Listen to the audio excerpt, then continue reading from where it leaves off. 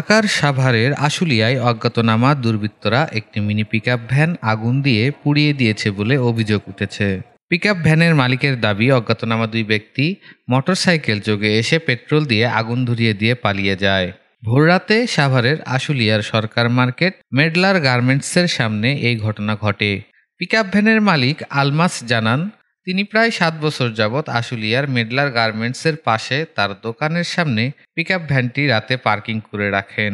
প্রতিদিনের ন্যায় গেল রাতেও তিনি তার পিকআপ ভ্যানটি পার্কিং করে বাসায় চলে যান এবং ভোর রাতে খবর পান মোটরসাইকেল যোগে দুই ব্যক্তি এসে পেট্রোল ঢেলে তার পিকআপটি আগুন ধরিয়ে দিয়ে পালিয়ে গেছে।